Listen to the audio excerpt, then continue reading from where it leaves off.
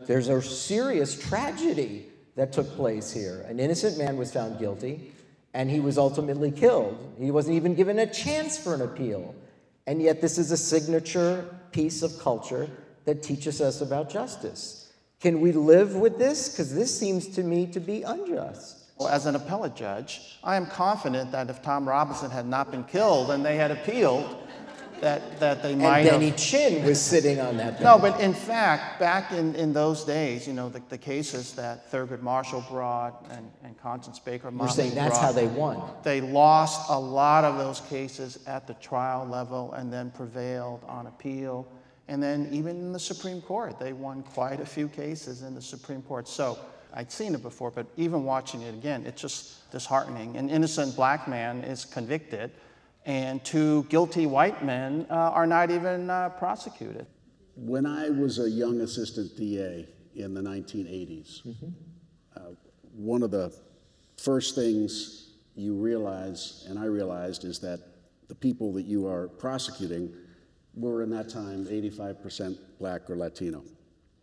And when I came back to the DA's office 35 years later to run for DA, of course, I'd been in the court system between those times, but when you walk into the court today, 85% of the people who are prosecuted, arrested by the police, are black and Latino.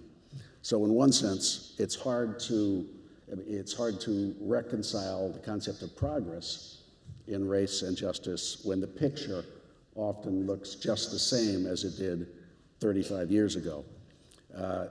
And I must say that I certainly have wrestled as a new DA and continuing now 9 years in the job with issues of institutionalized racism. Why does a justice system produce these kinds of arrests, and what can a DA do about it? And it's also difficult,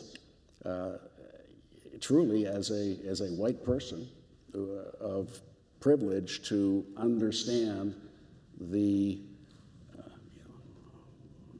reality of the men and women who come through our justice system who don't think they are seen, and sometimes are not seen as individuals for who they are.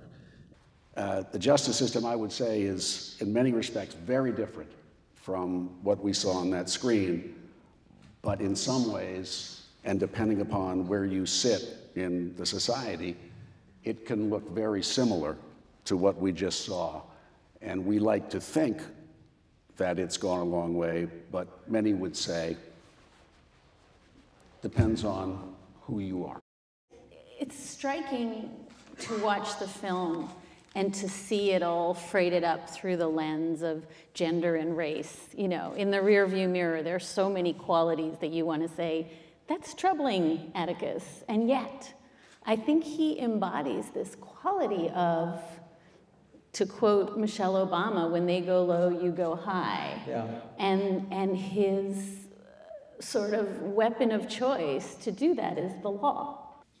Any piece of historical work is going to involve time travel, and many literary critics have made this point, so I'm indebted to them, but the time travel is for us to go back to them. It's not for us to bring them back up to us and only have scorn for what they didn't understand or what we have more enlightenment about, although we hope not to repeat their mistakes. So I think it's quite clear if you look at the book or a rendering of it, you will find things in race and gender and other categories that look worse today, and we're traveling back to them.